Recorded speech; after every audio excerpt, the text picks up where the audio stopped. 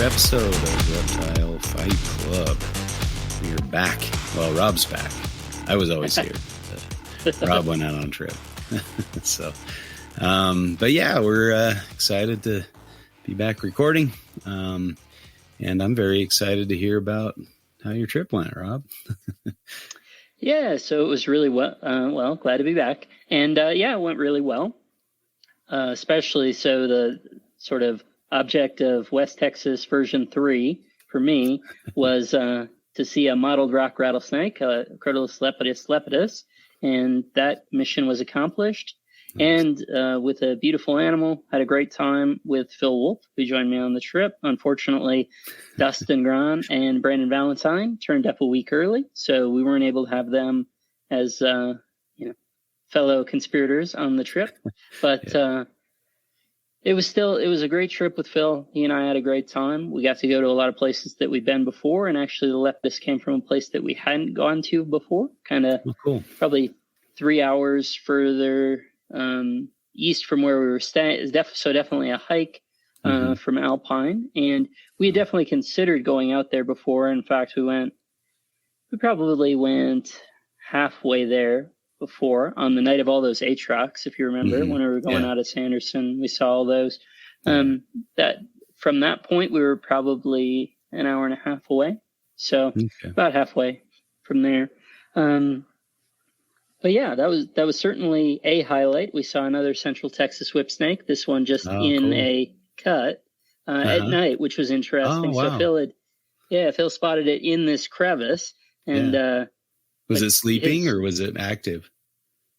Well, certainly it was responsive to my flashlight. Sure. Yeah. I don't know what. And in those temperatures, I don't know. I would guess that it was probably sort of semi-estivating, right? Mm-hmm. But it was still fairly warm, so it's possible that some movement, maybe searching for food amongst those crevices. Mm-hmm. Yeah, certainly possible. Okay.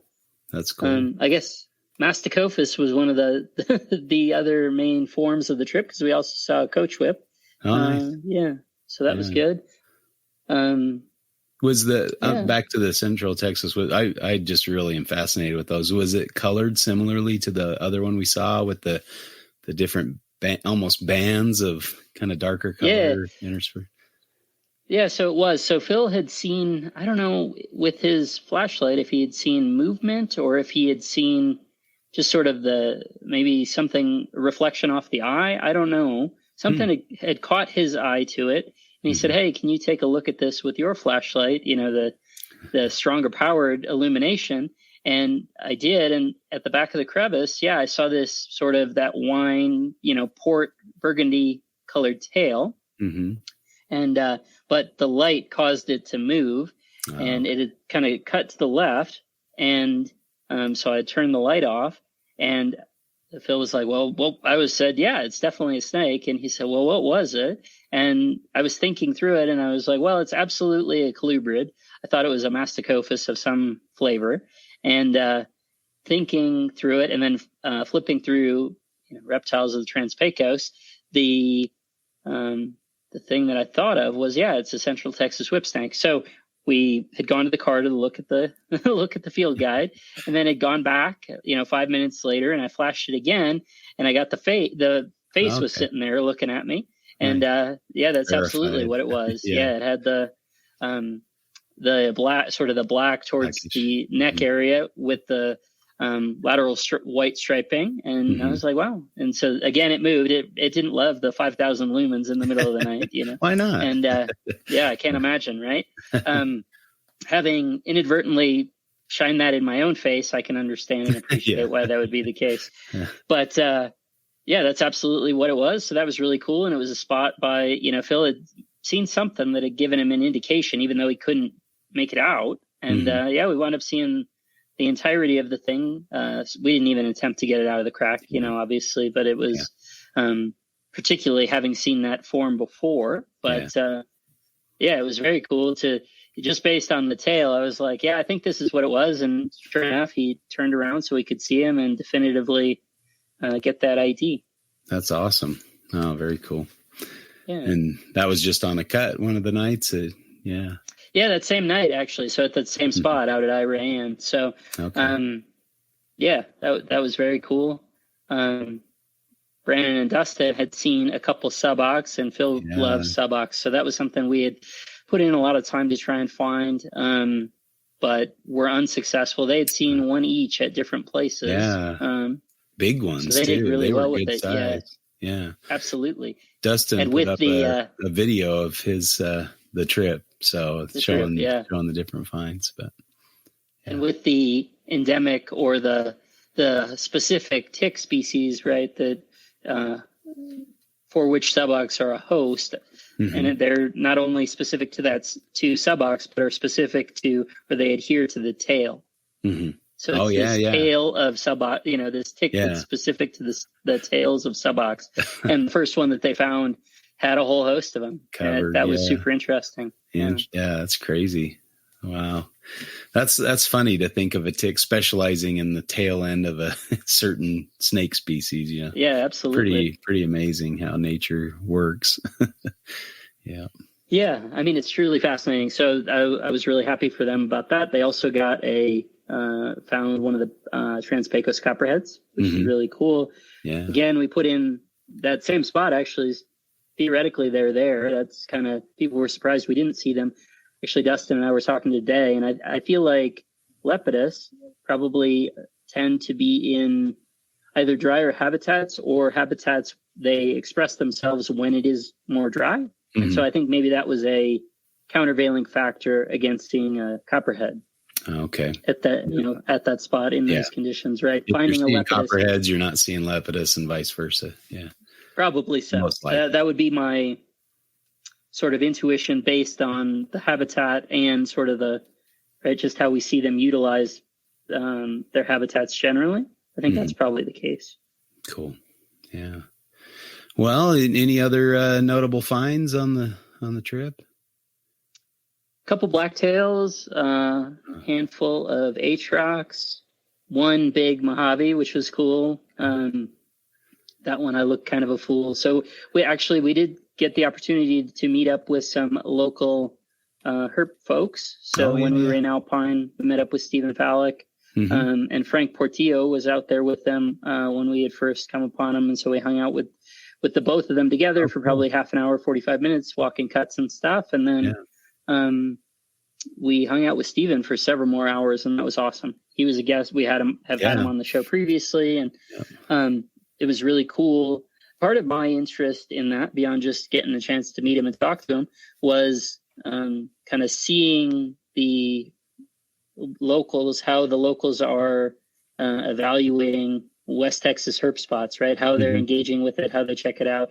Is quote walking the cut what it sounds like, or is there a subtlety to it? Is there a method to what they're doing? And the answer to all those things is, I'm sure, yes. And certainly I said, okay, Stephen, how do you shine this cut? What does that look like? We're in this context. Can you show me what you would do? And certainly there was a method and practice to it. But part of my question was, am I fundamentally doing something wrong that's leading us to see, millipedes and little beetles and things as opposed to Alterna, And sort of the big picture to that, I think, was no. I think a lot of that is what it how it presents itself. And so that was super interesting, and it was good to know that we hadn't wasted all the time on the previous trips by doing we say walk the cut, but in reality it means repel it or something, whatever, right? I guess points of interest with the Lepidus would be Phil had the ideation of, hey, rather than being on the face of the cut, I think they'll probably be kind of seated up at the top. And obviously that's one thing at 9 miles north of Sanderson, that puts you a couple hundred feet in the air or whatever. But the spot where I found this one was probably 10 or 12 feet up and had sort of a possibility to between walk and climb the front of it to get up to the top. And I know we've had experience of walking along the top and things, but the thing that had stood out to me when Phil had made mention of that was that Craig Trumbauer had recommended that as well for Lepidus in particular. He said often they like to sit on the tops of cuts. And so that kind of called that to mind. Phil was a little ways down from me, and there was actually a big semi truck coming, and it's a fairly narrow spot. So you'll remember that pretty well, right? Being within having those trucks shake you.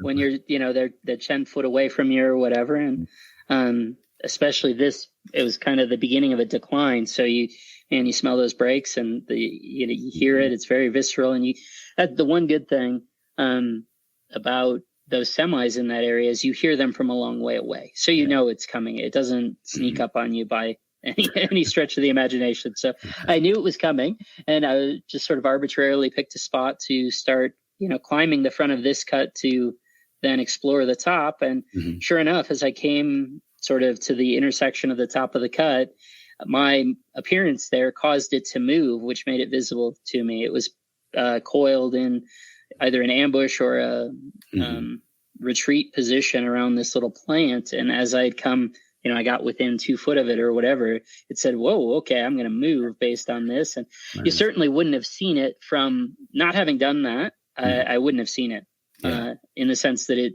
was, as I say, 10 or 12 feet up, coiled into this plant. So perfectly camouflaged. It was the movement that made it visible to me. So, I don't know to what extent then by just walking along the basic cuts and things in other spots that I didn't cause that movement and didn't see them, but that was pretty cool. But the truck was coming right as that happened. So I had sort of had an exclamation, and I had to call to Phil, no, just stay there. Don't, I didn't want him to be concerned about, and he was like, well, I didn't know if you were talking about the truck or what. So I let the truck pass and then told him what it was, and he excitedly came over and helped me check it out. Very cool. Oh, that's great. Yeah, that was a beautiful snake. Nice to see you guys found one. Little jealous. I should have been there, I guess, but when you don't have any PTO, you gotta It's kind of, it is what it is.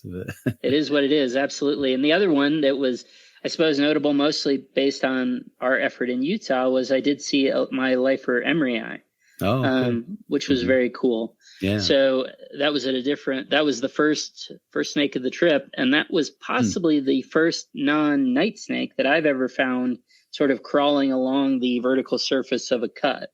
Yeah. Which was interesting. So, again, fitting into that, is this really what that presentation would look like? Is that what walking the cut entails? And do you see this thing? And would you notice it? And all those sorts of questions that we always have when we fail to see something.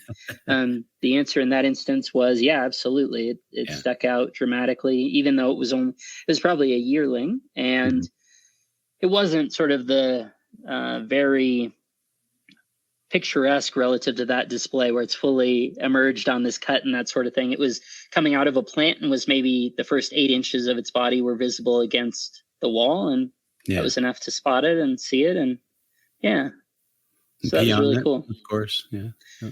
Yeah. As per Nipper, per Nipper's request. Well, that's very cool.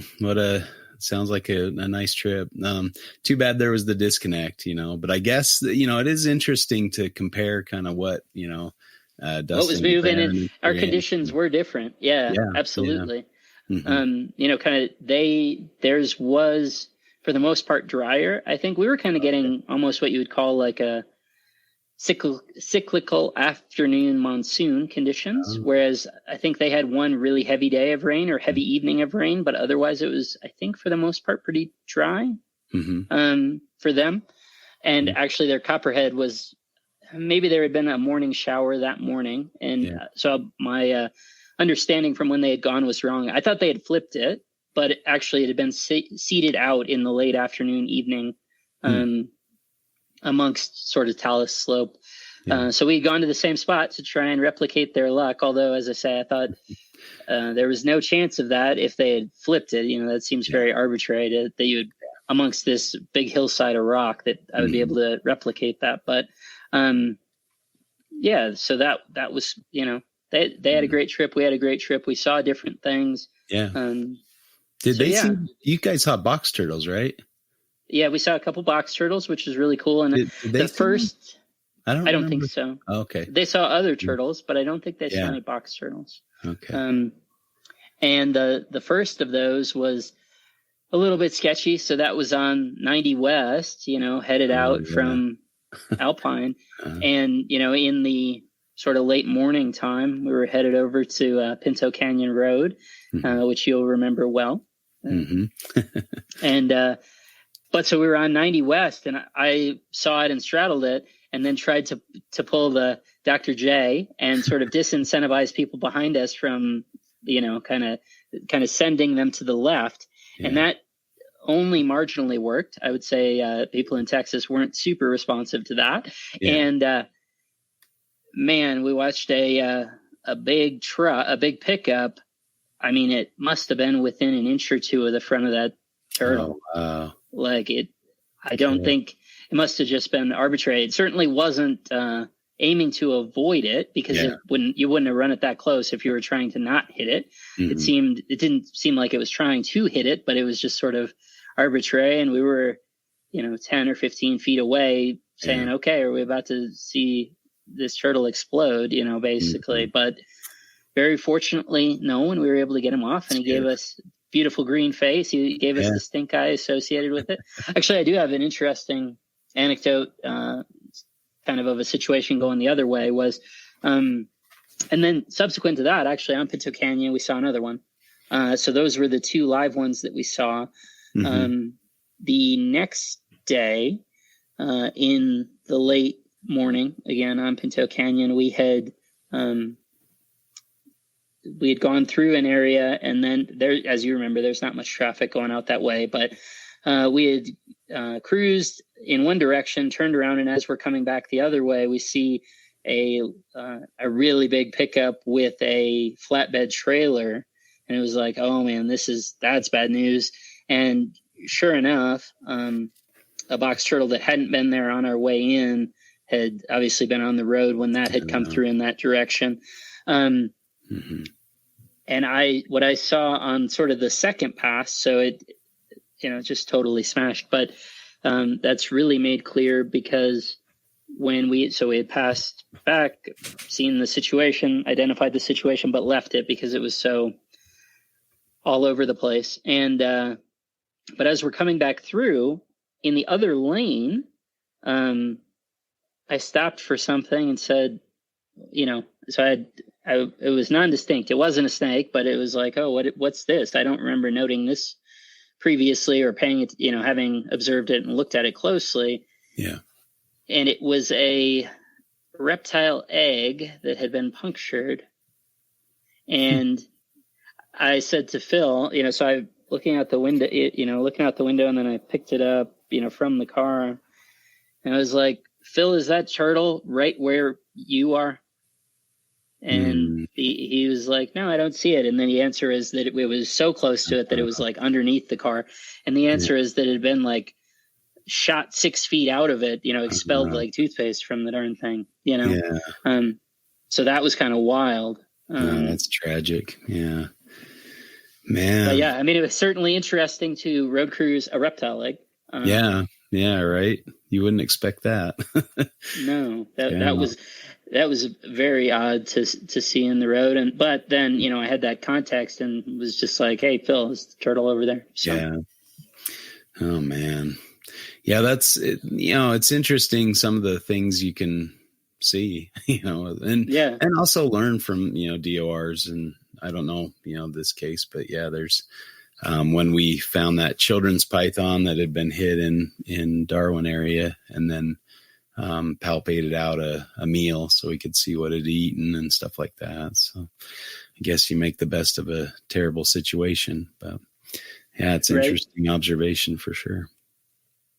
Yeah. So that was something of a down, especially, of course, it's one of those mornings where I don't think we saw anything else that morning. We drove it for several hours or whatever. And that was the one thing, the only sort of consolation I had was that we had seen on the way out there, and maybe even the day before, that there was a vehicle with its hood up, suggesting sort of mechanical issues or whatever.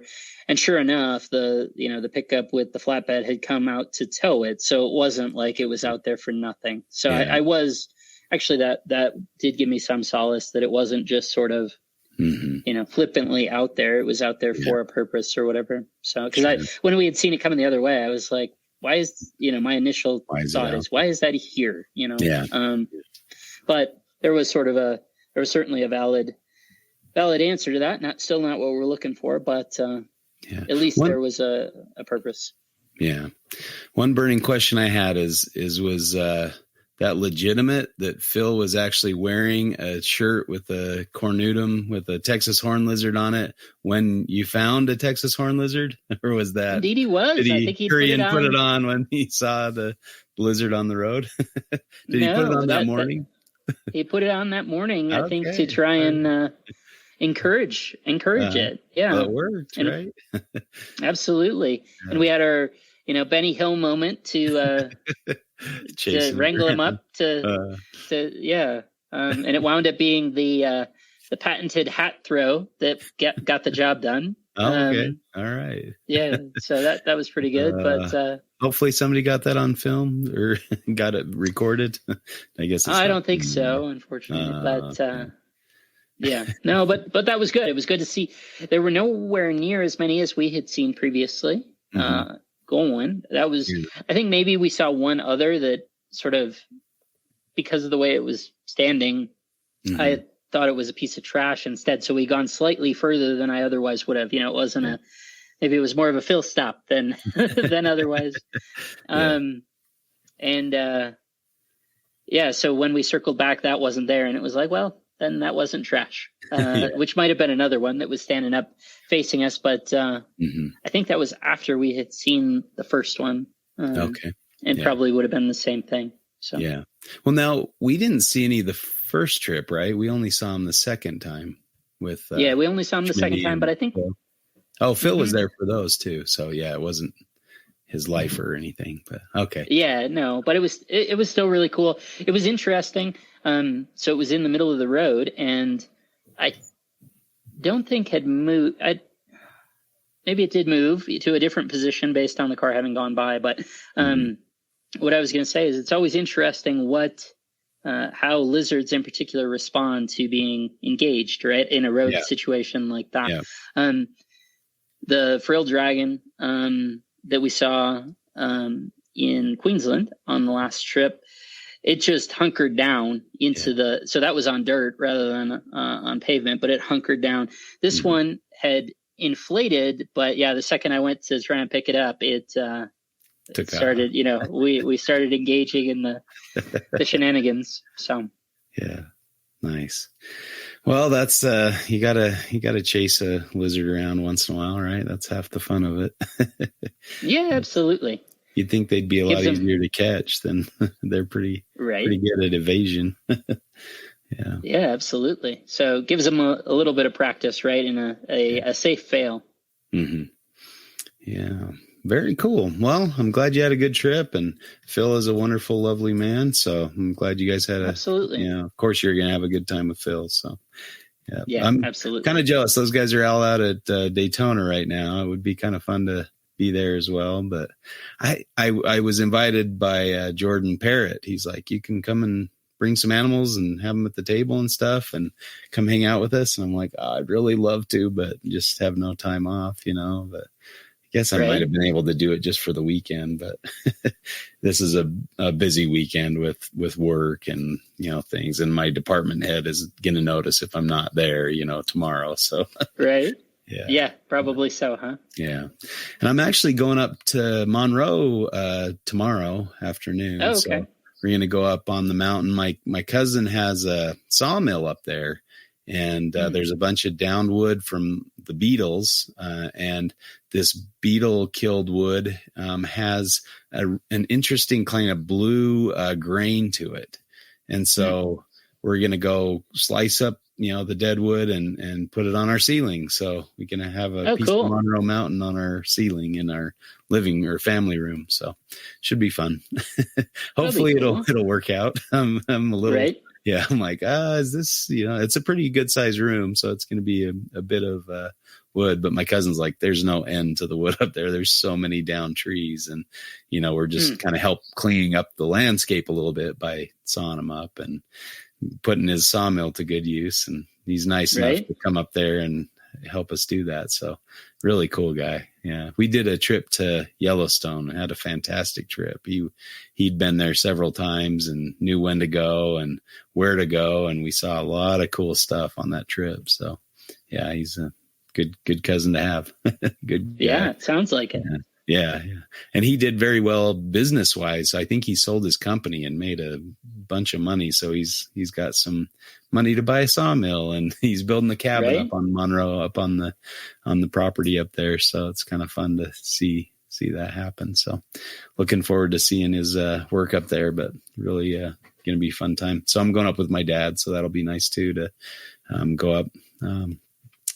So yeah, should be a busy weekend, but we'll just go up tomorrow night and then stay the night and saw some wood tomorrow and then come home, Saturday afternoon. But a little bit of a drive, a little bit of a time. But I'm thinking maybe tomorrow night I'll try to make it down somewhere in the area to see if I can do a little road cruising or something. But we'll see how tired I am and how much energy I have to do that. But should be fun. Just mind the fingers, hey? Although I'm sure with it being a sawmill that there's probably features to help keep you safe and stuff. Yeah, I hope so. And I think he's pretty versed with it, so we'll I'm sure we'll be safe. But yeah, I don't want to lose any limbs. Need those for catching lizards and snakes, right? Yeah, absolutely. Yeah. You don't need to be looking like Schmitty's free handler t-shirt, Exactly. Yep. I always thought that was funny in Eric Pianka's book. I don't know if you've read that, The Lizard Man, or I think that's Lizard Man Speaks. Yeah.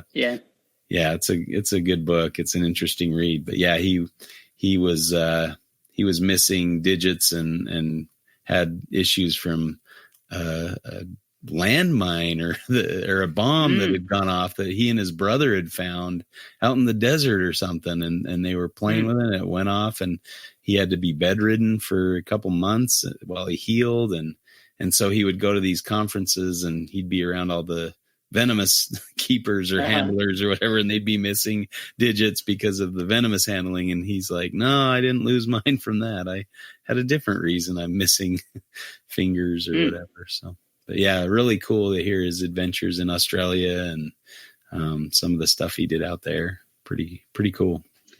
That's cool. I had gotten his book, that book at Bob Ashley's place. It was in sort of the used stack, but it's been sitting on the shelf. I'll have to check it out. Okay. Yeah, it's a good read.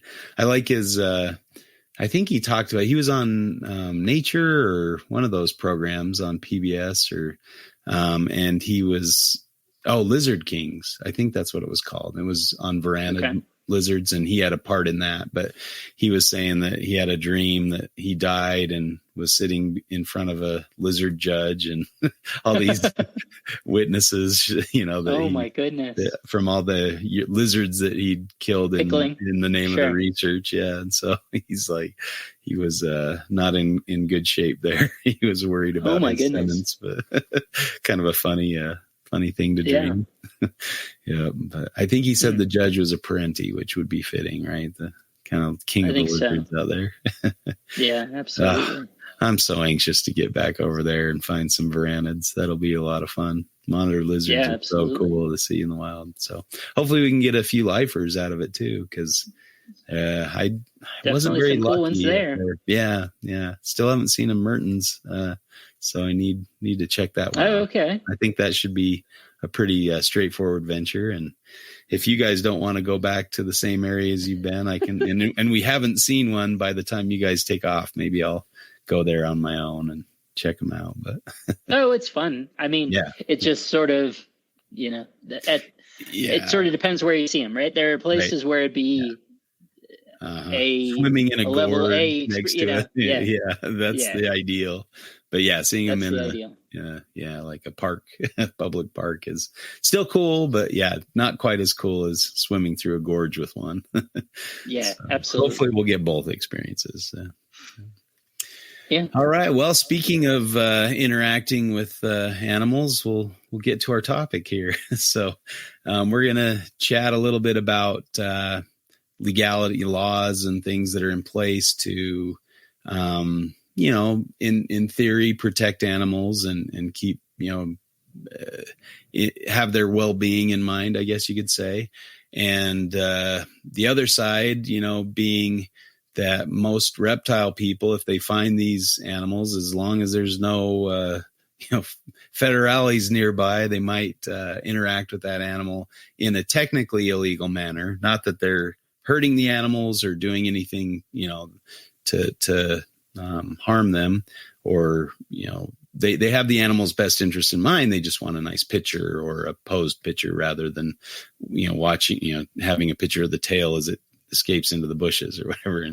And so I guess the, you know, the duality of, you know, we want to be law abiding citizens and we want to, you know, but we also have that desire to interact with the animal. So, you know, kind of the pros and cons of either the laws or our behaviors in response to those laws. So, so I guess we'll take kind of a pro con to interacting with protected animals. I guess what this arose from a meme that was kind of like, an Instagram post that had highlighted, essentially it was highlighting that people, particularly, I think it was particularly trying to poke fun at people who insist that they don't, you know, that an animal is true, the shot that they present is truly in situ, yet simultaneously it obviously reflects, were that the case, that would be a 1 in a million engagement with the animal, let alone the ability to then capture that photo, right? So it suggests that they're probably manipulating that animal to achieve that photo. But at the same time, they're claiming that they didn't interact with it or they don't interact with them. And certainly sort of, I think the other half of that, right, is that they're actively discouraging other people from doing so, right? So, which can almost be like gatekeeping their own sort of photos and, you know, oh, look at this beautiful photo I got, ostensibly without having interacted with the animal. You absolutely should under no circumstances do so, which just guarantees they won't have a comparable photo. Yeah. Yeah. Right. So, I mean, first off, we want to make clear we're not condoning any illegal behavior. We're saying, you know, it's fine if you go out and break the law. That's not the point of this. It's more of a philosophical discussion on kind of the merits of either side. Right. So don't go out and break the law because there are definitely fines and consequences waiting. A nice example of that is a story Dustin told us of a field herper in Arizona that was on the Talus slopes and found a price eye, a twin spot rattlesnake, and picked it up with some tongs and said, "I got a price eye." And the wildlife officer kind of emerged from the bushes or something. From the bushes, and said, "Here's your ticket. Congratulations, you found a price eye, and now you get to pay the price for that fine." And so I think he got a $5,000 fine, if I remember right, that for interacting with that price eye inappropriately. Now Steve was just down in the area, in that same area. And they had a permit or permission to interact with them. He was part of a field survey course. And, you know, so he had proper documents, proper paperwork, proper things in place to be able to interact with the snakes. And he said he was pretty sure it was maybe an undercover field agent kind of saying, "Hey guys, what you looking for? You know, what are you doing?" You know, and they said, "Oh, we're looking for this rattlesnake species." "Oh, isn't that one that you're not supposed to touch?" "Yes, it is." You know, those kind of interactions. So obviously that's very well patrolled and highly patrolled. But he said kind of a spot that was close to there, but just a little bit off in similar habitat had been decimated. And he said it looked like unscrupulous herpers had gone through and just flipped rocks and flipped logs and hadn't put them back. So I asked him, "Do you think it might have been a bear?" And he said he didn't think so. He thought it looked like targeted, specific places where you might find these things. So he was able to find one, and they did get to nice. Look at it and collect some data and take some pictures and stuff. But he said at the spot that was disrupted, they didn't find anything. So, I don't know. Maybe that's part of the discussion, right? So let's go ahead and flip the coin before we start giving each other points. But do you want to go ahead and call it? Let's sure, see if your luck continues. I doubt it. Tails. No, it's wow. You got it. Yeah. Once again, you're on a roll. Yeah. Oh my goodness. This happened with Chuck too, where we'd both kind of get on a streak and it would be like one person would get the coin toss for weeks in a row. So congratulations. Well, thank you. All right. I appreciate the luck, not skill. Yeah. So. Right. Well, there's always a 50% chance, no matter how many times you've gotten it right. Absolutely. Doesn't change the odds. All right. What side would you like to defend, I guess?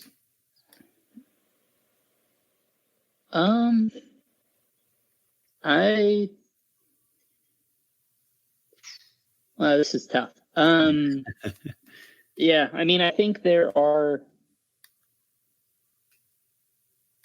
will take the side that's both harder and easier and say that we should be able to manipulate these animals. And I think the first that I'm happy to not chuck you in terms of getting us started by saying that I think the first part that maybe makes it challenging to enforce these laws, or at least makes them feel more arbitrary, is that often the legal language itself is very nebulous and fuzzy and maybe just references harassing an animal.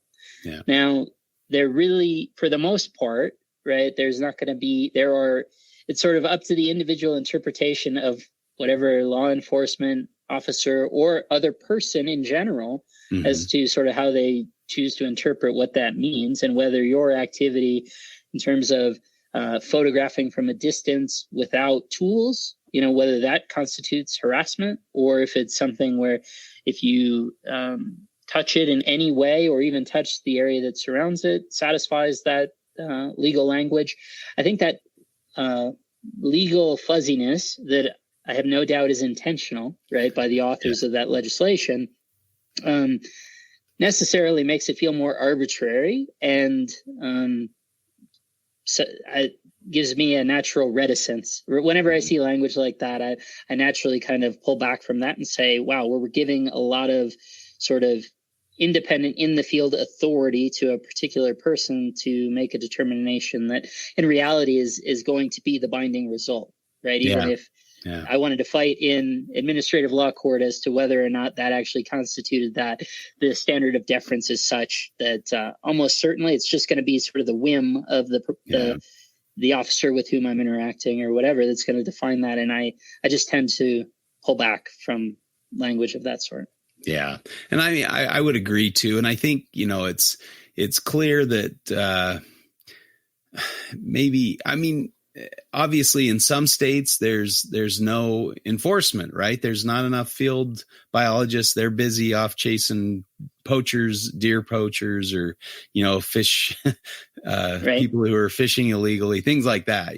That's kind of where most of their time is spent. And most of them probably don't want to go chase reptile people because it's so few and far between compared to hunters or fishers or things like that. And so I think, just the idea that, there's just not enough to enforce it really makes it difficult to have such laws. Now, I guess the off chance that you do get caught, those fines can be pretty hefty. So, absolutely. There is kind of that idea that something's waiting for you if you do that and get caught. So, with most people, that's going to prevent that behavior. And I think, and reasonably so. But I guess where I kind of draw the line, and this kind of goes to your side, is something like the wildlife officers releasing a Gila monster onto the road where an oncoming car is coming and would see it and want to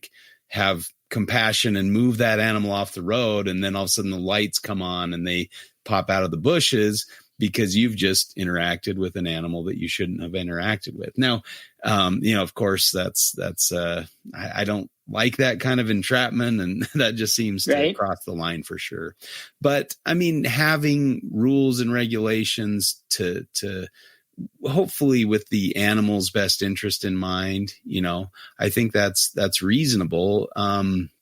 whether or not they're always enforced well or properly, like you said, can is up for debate for sure. And I don't know, you wonder if how many of these folks that get fined will fight that. Now, I think the guy with the price eye holding it up with his tongs is not going to have much of a case, because it's pretty clear you're not supposed to, touch those things at all. So that's pretty obvious that he disregarded that law.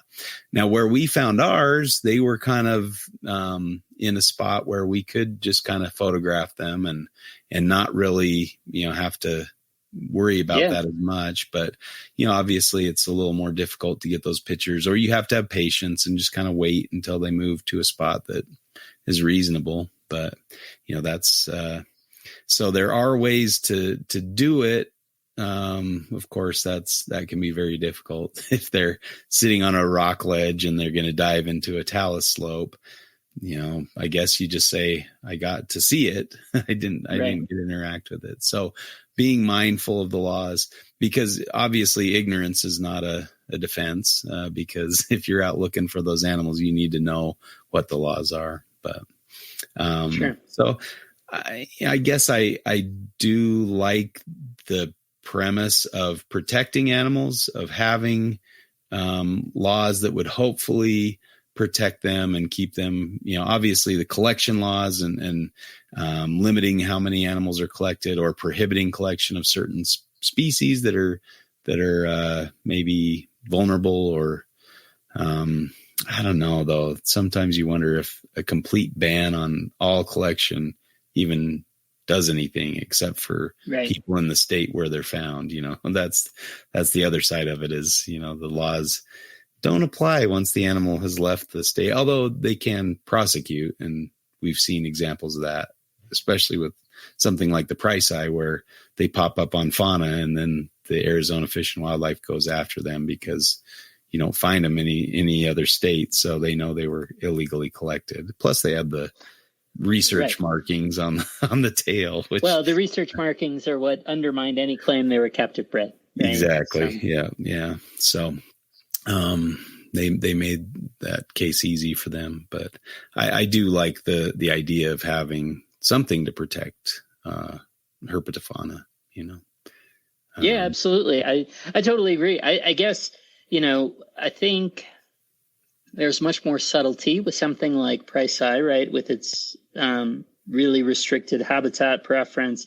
For the most part, the absence of roads through there. So road mortality is not sort of, a principal driver in the way that we see in some other things. I guess to me, the contrasted scenario from my mind would be like Australia, where theoretically everything save a cane toad, you're prohibited from interacting with that up to and including removing it from a roadway, but you can run over as many as you'd like. And that sort of speaks to the Gila monster entrapment situation that you're describing, is saying, well, frankly, and the part of that is one thing if it's a rubber snake. The notion that they would actually put out a live Gila monster and risk it getting run over is appalling to me. But, the Australian example is to me sort of very plainly on the wrong side of sort of legislation that makes sense, right? It's what Nick often calls out, where he says, oh, well, they just want it to be simple, right? That's making a law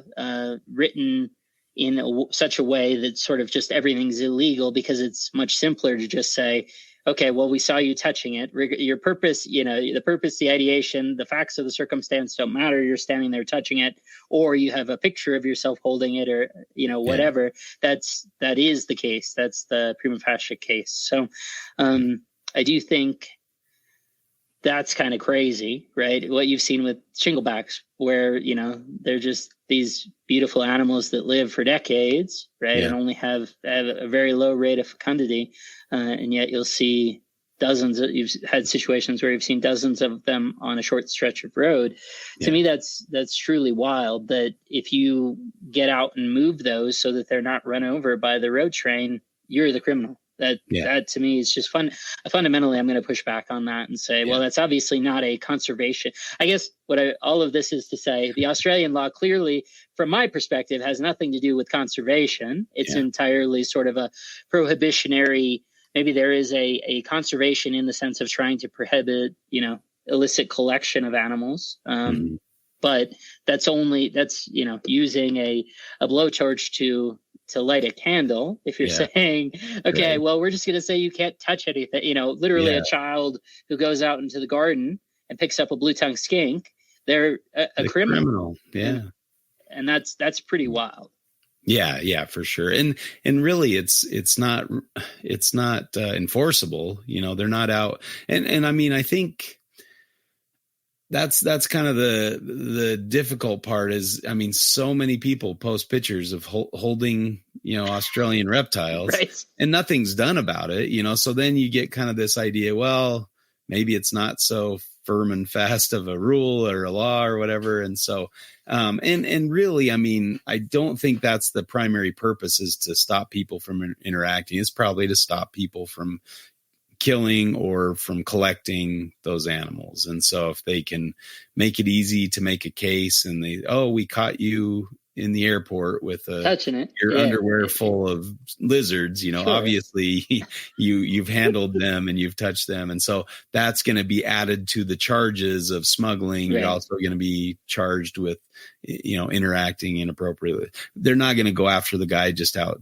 taking a wildlife photo or posing an animal to get a picture, at least that I've seen or heard sure. of, so, but that doesn't stop, the Australians from saying, oh, don't touch anything in our country while they're over there picking something up or, pulling it out of a tree or something. So, it's kind of a little bit of a double standard in some ways, it seems, but, that's kind of a gray area, like they're using it as a secondary charge rather than going out and arresting children in their yards for touching things, And I mean, I think that was I remember Casey Lazick telling the story about, seeing somebody chopping up a black-headed python or something in their field and thinking, what are these laws protecting? They're not protecting the wildlife, because the wildlife's right. either being hit by a car or killed by somebody in their yard that doesn't know what they're looking at, that it's a harmless python, not a deadly brown snake or something. So, and even a deadly brown snake is not dangerous unless you're trying to hack it up usually. So that's the trick, I guess. And, here we see that too, it's illegal to kill snakes except for rattlesnakes, in our state, in Utah, my state, not our state. We don't live in the state. But, it's neighboring states. Exactly. It's illegal to collect and keep them. But if you feel like they're a danger, then you can kill them, and I was talking to somebody the other week and they said, oh yeah, I like reptiles. But then he tells me, we're on my grandma's land. There were a lot of kids running around. So every time I found a rattlesnake, I'd do this or that. I'm like, I just said I like snakes. I don't want to hear about them being killed. Why is it only snakes that you can do that with? But anyway, I think I like the idea of having that mindset, but also the flexibility where they're not necessarily enforcing the no touchy rule. But it does make for kind of an awkward limbo. You know what I mean? So yeah, absolutely. I mean, just that element of uncertainty, I guess I just fundamentally don't like that, right? Of saying, and Australia has a variety of things that they do this with where, I don't know, just from my perspective, if everything's illegal, you're at some point, it's the same thing as if everything's always a 5-alarm fire, then there is no scale. The scale is God, right? You've just made, if I'm a criminal because I move a python off the road, then I just think it sort of normalizes, well, it's illegal, but who cares? Yeah. We do that stuff. And I just don't know that from a social policy perspective that's really a great idea, but obviously they're not interested in my opinion on this issue, but I would suggest that. or it promotes illegal activity. They're like, well, it's illegal to touch them, so I might as well collect it and bring it home, Right. or send it to another country, or in for a dollar, or whatever that statement is. In for a penny, in for a pound. And maybe, I don't know if this is what leads to this, but the idea that somebody's just wrecking the environment trying to collect, the twin spot rattlesnakes. Maybe it's because they're just trying to get in there quick, grab a few and get out of there, because they know if they get caught, there's huge penalties. But, whereas if there wasn't a law, first of all, probably nobody would care that much. I don't know that there would be indiscriminate collection, for the most part. And I don't know. It's hard to say, because obviously there are some populations that are decimated when, even when they're illegal to touch or look at, people still go and collect them. And, there's this whole underground wildlife trade. And sometimes it's promoted by the illicit, how hot the species is. People want it more because it's even more rare, because nobody can get it. Or, the plowshare tortoises is a great example, where people are willing to literally risk their life to break into these breeding facilities and steal a few plowshare tortoises and risk getting killed to get that species, because the reward is so much, is so great that you're almost promoting that black market. Certainly promoting the interest in them. It's almost highlighting them as a target, right? Exactly. Yeah. And if they're so desirable that you can't release those babies back into the wild without, an armed guard sitting, watching over them, then how are you ever going to repopulate, with those animals? Right. The idea is maybe just to flood the market, and then you'll have the ability to release those babies. Once you remove that dollar value or whatever, I don't know, that maybe goes more to your side, but I think, sometimes they protect themselves into oblivion almost, great example is with the mammals in Australia. They're disappearing at an alarming rate. And a lot of people would love to keep those and probably would do a great job at replicating them and making a lot more of them that could then be potentially released back into the wild or something if done the right way. But it's illegal to keep them. So they just kind of go extinct and peter out. Yeah. Yeah. And if there's no federal funding or state funding to protect those things and have some kind of reproduction program, whereas otherwise you just, somebody would do it out of their own, bank account. So I don't know why they're so against that, but it's strange. They'd rather see them go extinct. I think that there certainly are sort of, to frame it as political factions where that's true, right? We certainly see that with some animal rights groups who legitimately kind of frame the idea, whether they be honest about this or not, that it's like they do think, and to me, it's a level of moral certainty that I just would have a hard time having about basically anything, is sort of this viewpoint that they'd rather have it go extinct in the wild. They think that's within their prerogative to push it to extinction in the wild rather than sort of any intervention or the notion that any are kept in captivity, anything like that. Yeah. I do think the point you raise about sort of that potential habitat destruction associated with the prey side, that's really adroit. I like that, because to me, the part that has never, and I think it actually makes some sense in that context, is because it doesn't make sense to me why someone who's interested in reptiles, even if it is for that illicit purpose of trying to collect them, why you would destroy microhabitat that can support them, if for no other reason than you want to be able to come back to that same habitat and potentially find some more, be it the next day or a year later or whatever it would be, right? So that never has made sense to me why, obviously if not everyone takes the same or operates with the same standard of care, if they're putting back a rock to make sure the seal is exactly how it was, all these things, just not everyone's standard of care in day-to-day life is necessarily up to, what I would consider to be my standard. And maybe someone else, maybe your standard is higher than mine. I mean, I think we're pretty aligned. That's sort of the people you go field herping with, you learn to, you go herping with people that where your standards align. Otherwise it wouldn't be enjoyable, right? It'd be very frustrating. But maybe that's the answer, right? I think you had even mentioned to me, the thing that Steve had seen, and my response was, I don't get that. Even if you were going to collect them, it doesn't make sense to me. But the point you just had made, maybe that's the reason, right? Because exactly that timeliness factor. There isn't there, particularly if you have one or two in a bag in your backpack, you probably don't feel like you have the time to be resetting that moisture seal on that rock that you flipped. That's I think there's something to that.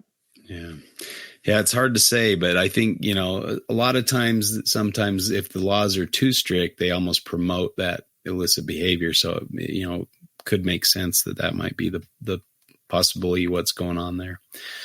And so I think, common sense laws are important, but that's really hard sometimes to convey. And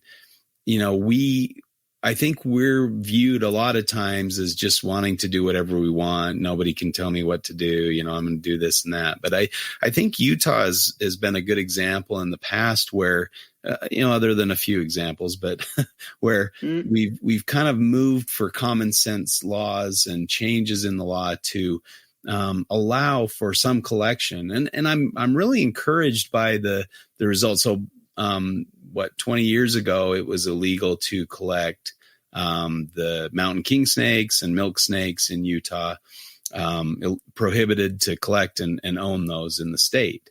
Now, they'd been collected and bred outside of Utah, and they were available in the hobby. It was actually technically illegal to own a California king snake in Utah because they come into, just the southwest corner of the state. There's not, We've seen them there. Yeah, exactly. And so technically it was against the law to go to any pet store and buy one of the most commonly bred species in herpetoculture, the California king snake.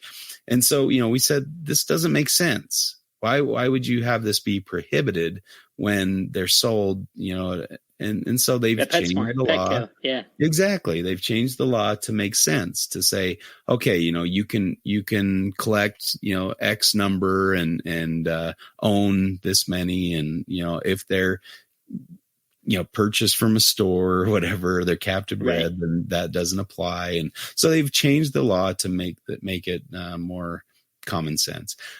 Same thing with the mountain king snakes and the milk snakes. They've allowed, a moderate or a minor, small level of collection. You can't collect 10 of them or whatever, but you can have 2 of them, and you can breed them and sell the offspring even within the state. So very, very common sense law. And I was encouraged because I talked to Thomas Wilder, who's seen, 100 in the wild and is very good at finding them. And so he told me that one of these hot spots where he sees a lot of people coming in and he understands that they might be there to collect.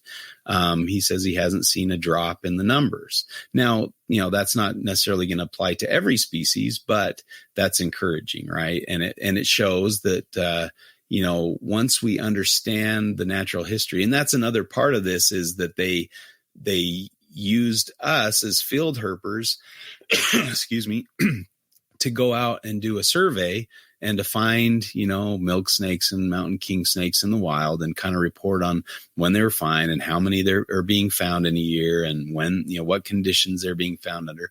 And they realized these animals are not necessarily rare. They're just rarely surface active, or they're rarely observed, other than a month or two in the spring, you're really not going to see them in numbers. And so they've realized that, they're already protected by their natural history. You're not going to over collect necessarily, especially if you're limited on, just collecting a couple out of the wild. So I think that's been a really nice example of common sense laws and how this can work to benefit both the animal as well as those who are interested in keeping the animal, without saying you're punished because you live in the state where this reptile lives that you like, so it's been really nice to see that it can work. And I think, and in addition to that, they not only made it legal to collect some of these, but they also put up at the front end, before you get a permit to collect it, you have to take a quiz. You have to understand what this means, what when you're taking it from the wild, you have to think about, what am I going to keep this in, or how am I going to keep it? Do I know, that kind of thing. So I think it's just one step to make people think twice before collecting something from the wild out of Utah, which is, a nice way to do it. So that it can work. And unfortunately, there's probably less examples of how it works well like this than there are of how it may not work so well. But, that's kind of a cool example, I think, lately. Yeah, absolutely. I think so. In terms of pros for this, I think framed as simply as possible, right?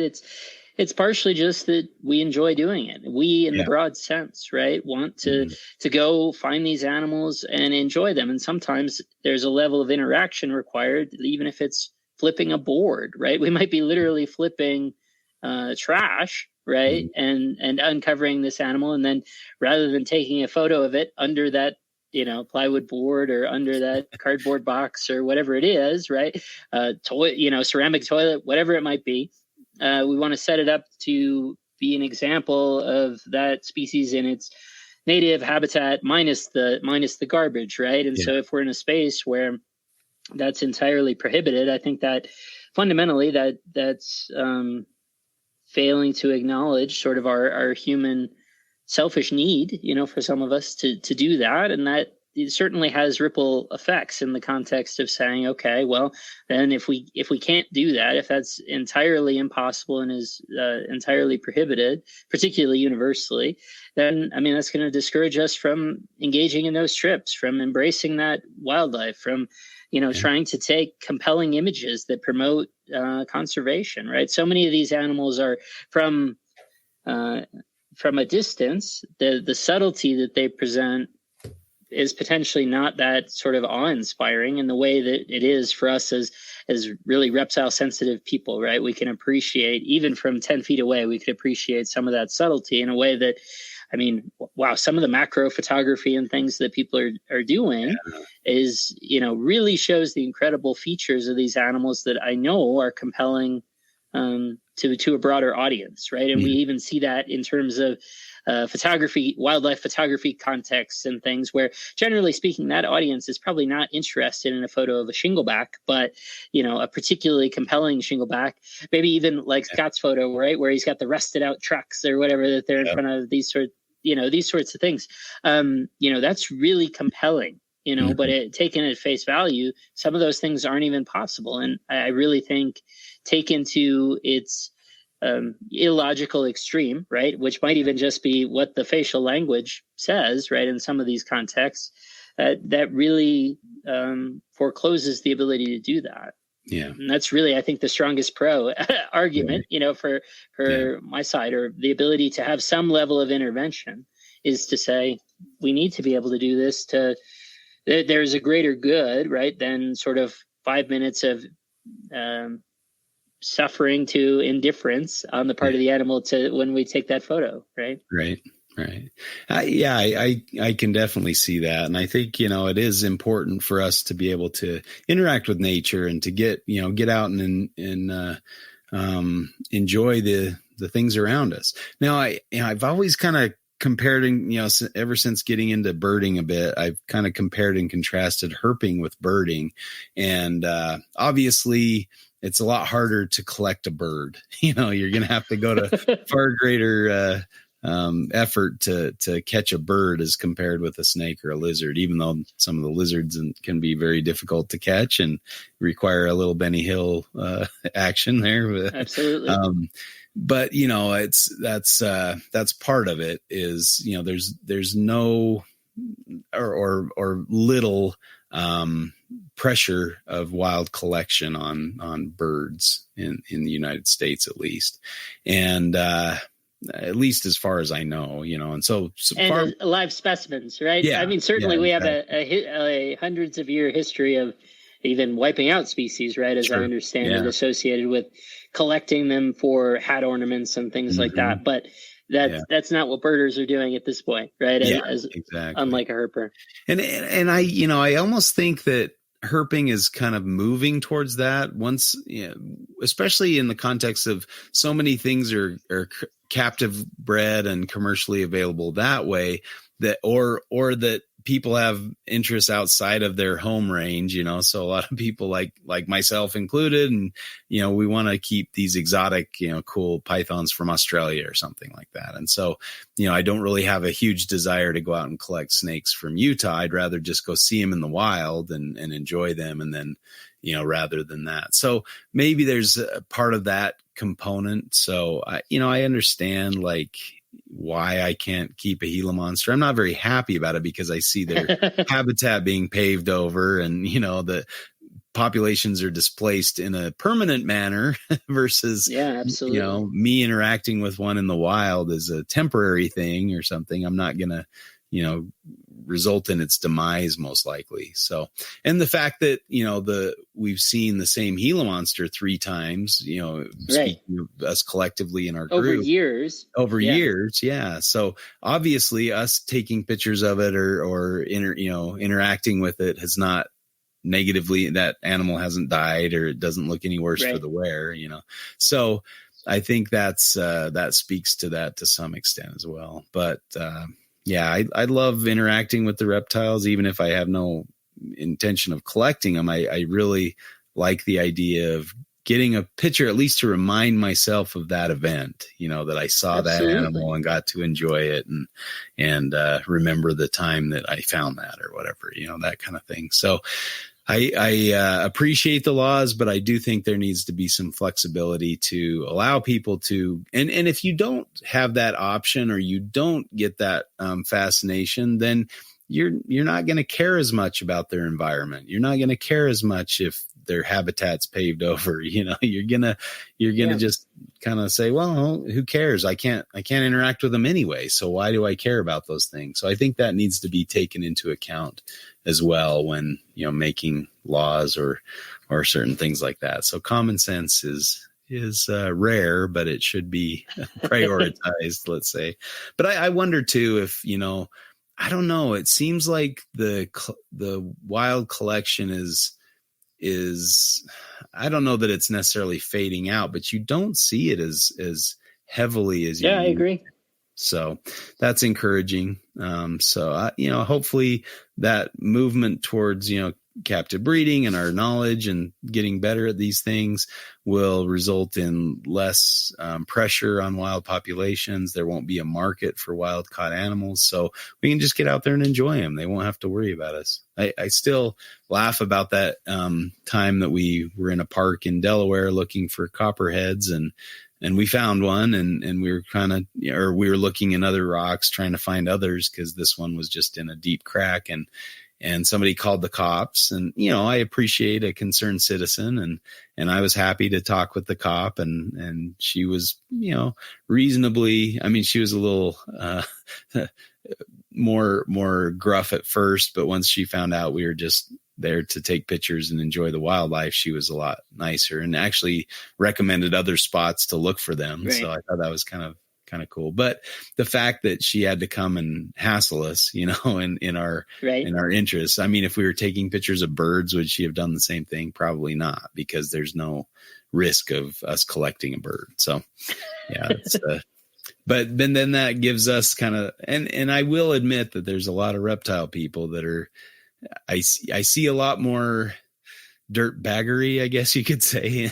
maybe not. Maybe that's not the case, but it does seem like there are a few dirt bags out there that are just ruining it for the rest of us, that result in some of these laws being passed and making it difficult to keep things because they're not doing it the right way. But sure. I don't know whether we're going to get rid of that because it's kind of human nature for some people.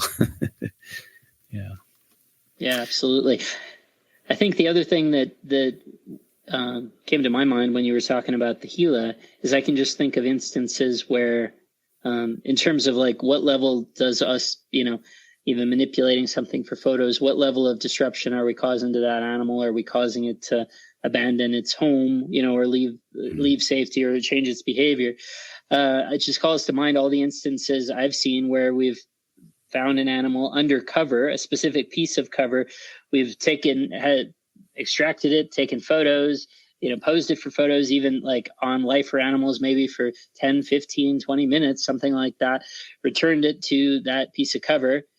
It would come back 2 days later and it's still sitting there as though the entire first scenario didn't happen at all. Right. And that suggests to me a resilience to these things in general that we probably are underrating if we're saying, no, if you, sort of some of the language we've heard previously of like, oh, if it's interacted with at all, then it will inexorably climb 10 miles. It will just go on a beeline 10 miles in a different direction because it's been scarred for life. And it's like, well, while that could have happened in some instance that leads to that sort of language, we've definitively seen on multiple occasions that not to be the case. Yeah.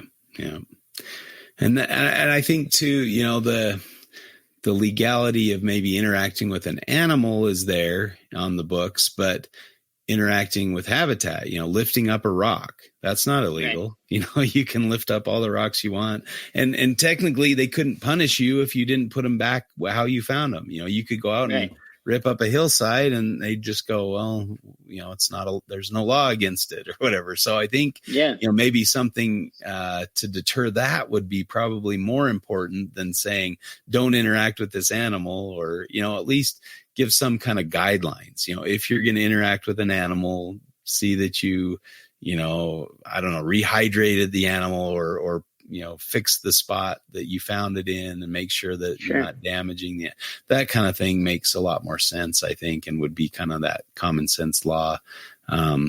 Maybe there's too many instances that it's very difficult to do that, but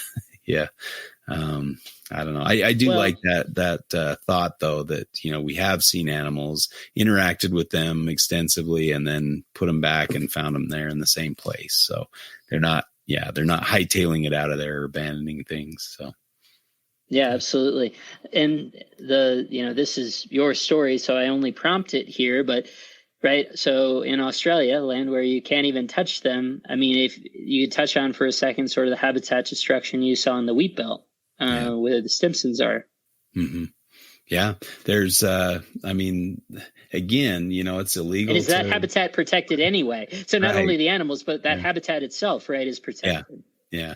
And the only protected habitat is the stuff that you can't grow wheat on. And so, it's just extensive fields and obviously, the Stimson's pythons range far and wide in Western Australia, but in a lot of those areas, they're locally extinct. I think the womas are a great example of that, where you can only find them basically in Shark Bay in the kind of lower Western Australia, and they used to be found throughout that wheat belt region, but they're gone now, and nobody's found one since the 70s or 80s. They're pretty much locally extinct there, except for small areas of holdout where the habitat was actually protected or wasn't good for farming or, growing crops or raising livestock or something. So, I think a lot of those studies that have been done to show that, burrow systems are important for womas, and that they climb trees and chase bearded dragons and things like that. So once we understand what their habitat needs are, but back in the early days, so if people went out and collected all these wheat belt womas and we had a big population of pet wheat belt womas, what would have happened? There would have been some wheat belt womas around rather than having them only found in a small area in the region. So that's the problem. And I see that in St. George too, where it's just one of the fastest growing cities in the nation, and people want to live up on top of the rocks or whatever. It's like, come on, why do we have to litter this beautiful landscape with your house, that's going to look out of place in very little time, or look old in very little time. So kind of a sad state, but I can't go collect a Gila monster from a construction site. They'd rather just pave over it and call it good, and get their cash or whatever. So I understand people need to live in the area, but it just really is hard when they're paving over this really good habitat where it supports animals with specific needs. Another spot there that they're developing is a great spot for sidewinders, loose, red sand, beautiful area, but they're building big housing development going through there. And so you're not going to find those sidewinders. And even if you do, they're going to probably kill them because they're in their yard, and it's a rattlesnake. Right. So it's just kind of a sad, tragic thing. Now there's the good side is they've put in the red rock. No, what is it? Red Desert Preserve out there, which was set aside for that purpose. And there's, it's not going to be infringed on. At least that's the idea. There seems like those developers always find a way. There's always tomorrow. But exactly.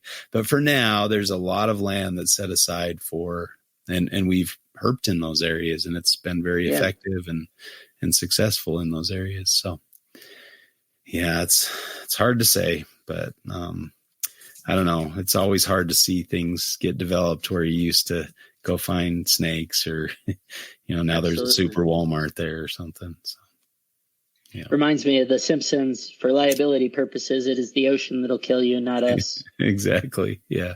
It's that sort of mentality. Digging up your burrow, not the herper that's, or not the people making those decisions. Yeah. But, I do like to see when they allow kind of, and even relocations aren't great. I mean, anytime an animal's relocated from its home permanently, they often fare poorly. So at least a lot of the studies have shown that. I'm sure it depends on the species, but species and area and corridors and all these things. Yeah. And also if you're introducing more, if you don't understand population dynamics and you're just willy-nilly chucking an animal into a habitat, then how many can that area support? And are they just combating with each other and killing each other? Or, talk about stressing out an animal, put it in another this is animal. Our Thunderdome locale where we just perpetually add more. Yeah. Exactly. So I don't know why. It's a bizarre thing and I think a lot of reptile keepers and breeders feel that way. Like, why relocate it and just have it die rather than place it with somebody who can breed them and make them available so people won't want to collect them from the wild. But common sense doesn't often prevail in government, right? Unfortunately. Yeah. Well, have we litigated this topic to death? Or I think so. Yeah. I mean, we kind of felt the obligation to talk. I know that.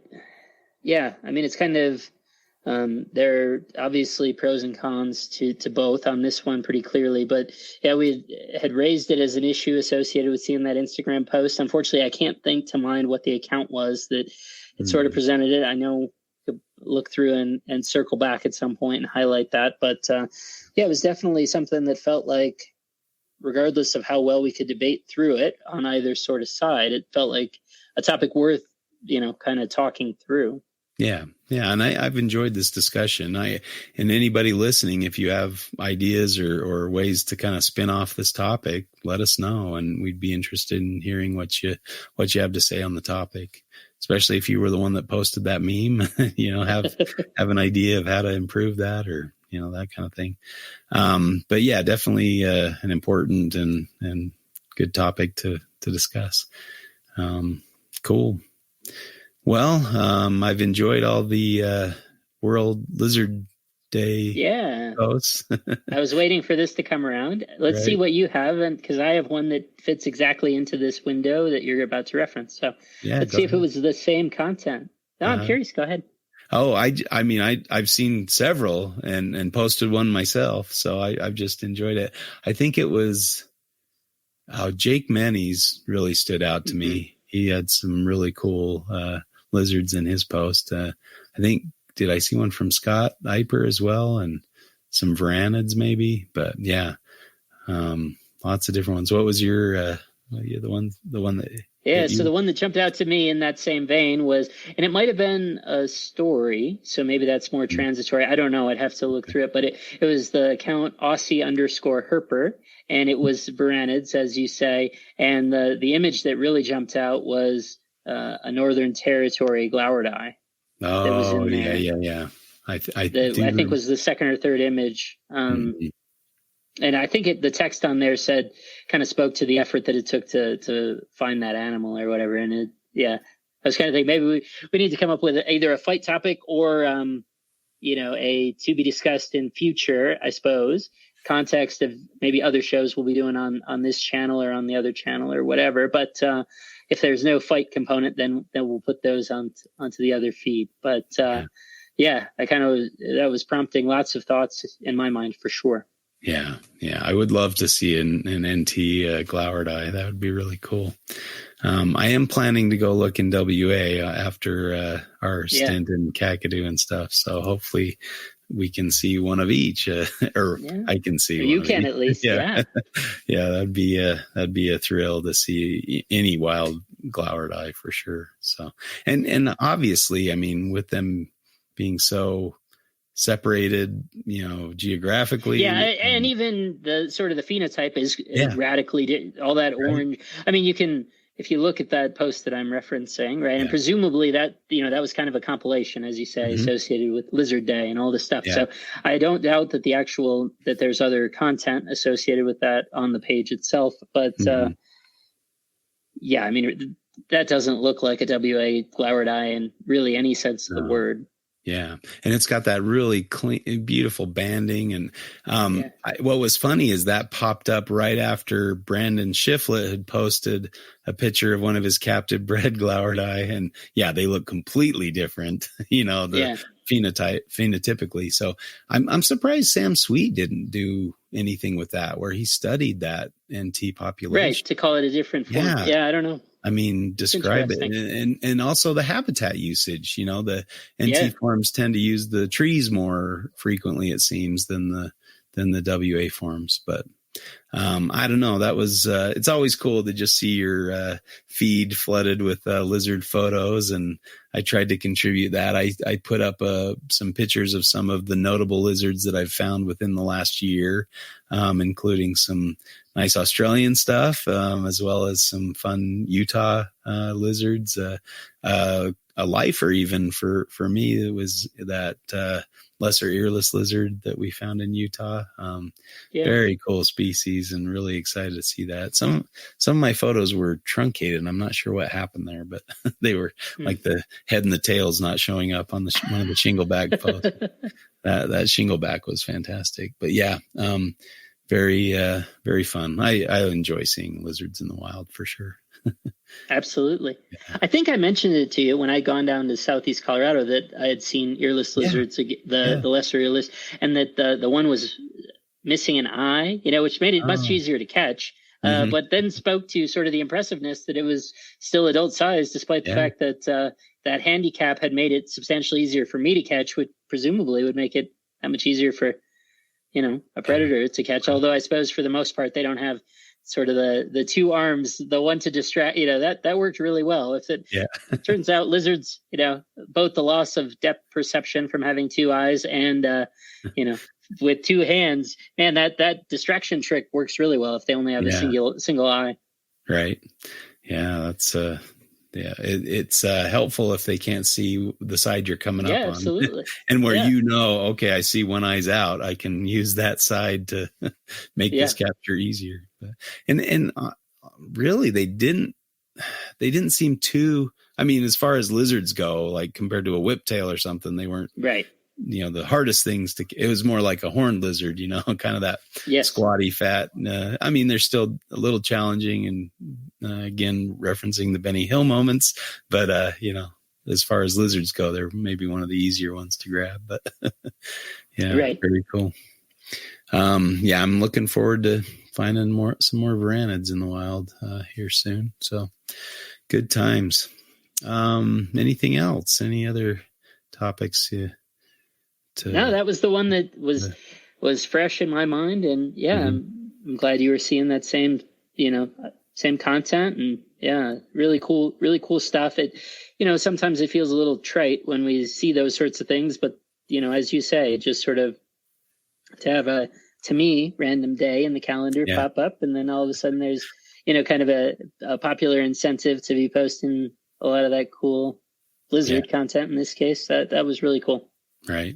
And another one that stood out was Doug Duerre. I'm not sure if I'm pronouncing that right. Duerre. I don't know him personally, but I follow him on Facebook, and he posts a lot of those really white specks. Mm-hmm. And he posted a horn lizard that is white. Oh, really? With, black That's spots. Cool. Yeah. Very, blends right in with that white granite. It's a beautiful shot though. A little, desert horn lizard, I'm assuming, but yeah, really cool shot. Cool. So nice stuff. Of course, our buddy, Keith McPeak is working with some really cool lizards, and he's trying to get some, other really cool lizards. Aquatic, fun aquatic lizards that I probably wouldn't touch with a 10-foot pole because I don't do aquatics, but I love to see him, and I'm glad he's having fun with those. But looking forward to picking his brain about that when we're in Australia together. Absolutely. Yeah. Good times. All right. Well, I don't know. I guess we can end it here and thank Eric and Owen, and hopefully Owen's having a good time in Daytona and seeing some fun animals and interacting with some good people. And Phil out there as well. It's his own stomping grounds out there. That's his show. Right? Absolutely. So I'm sure he's got the gazebo all set up and ready to go. Permit and all. Yeah. Wish we were there to enjoy it as well. Well, have fun, guys. And I guess you're hearing this after you had fun. So had fun. All right. Well, thanks again for listening, and we'll catch you again next time for Reptile Fight Club.